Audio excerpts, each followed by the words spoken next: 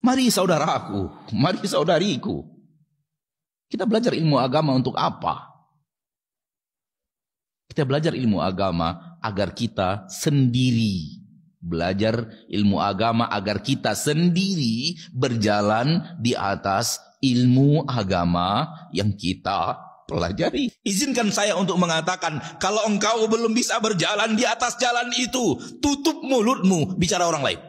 Kalau ngurus diri sendiri saja nggak becus, ingin ngurus orang lain, yang benar saja. Di dalam Al-Quran perintah Allah adalah ku anfusakum, bukan ku ghairakum. Bentengi diri sendiri agar tidak terjerumus ke dalam jabakan-jabakan syaitan dan bala tentaranya. Bukan bentengi orang lain, bentengi masyarakatmu, bentengi wargamu, bentengi provinsimu, bentengi negaramu. Enggak. Pertanyaannya, sekuat apa kita membangun benteng pertahanan dengan permusuhan kita dengan syaitan? Sudah amankah panah-panah syaitan mendarat di tubuhmu dan hatimu sehingga engkau seolah-olah orang sehat yang ingin merubah orang sakit menjadi sehat?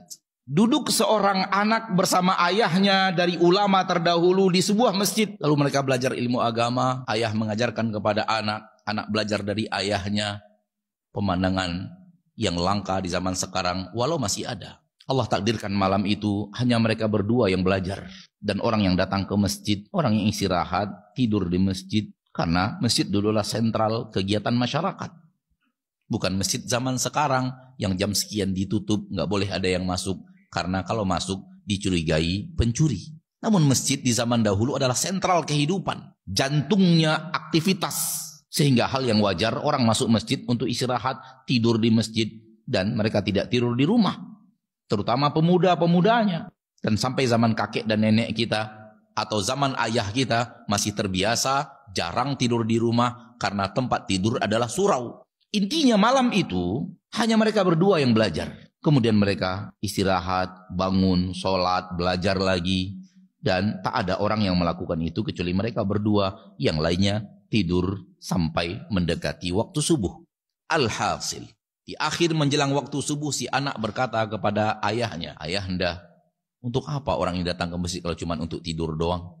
Rasa-rasanya sebuah ungkapan yang lumrah bagi orang yang masuk masjid beribadah, sholat, belajar, menghafal, memahami, lalu orang di sekitarnya tidur. Dan tak seorang pun yang melakukan aktivitas itu sampai mendekati waktu menjelang subuh. Terlontarlah kata-kata seperti yang telah kita sampaikan. Wallahi kata-kata ini begitu ringan kalau seandainya ditanyakan dengan takaran kata-kata zaman sekarang. Tahu apa kata si ayah? "Anakku, engkau tidur seperti mereka. Lebih aku sukai daripada engkau belajar dan mulutmu menyakiti mereka." Tidur engkau seperti mereka. Tak belajar dari tadi, tak sholat dari tadi. Dan engkau selamatkan lisanmu dari menyakiti saudara muslim yang tidur di masjid ini. Lebih aku cintai itu. Jangan engkau belajar. Belajar itu untuk memperbaiki diri, bukan untuk memperbaiki orang lain. Kalau kita jadikan ini sebagai ibrah, kemudian kita menata hati, mencoba untuk berusaha seperti ini, kita akan mengatakan alangkah jauhnya saya dari kisah di atas. Dan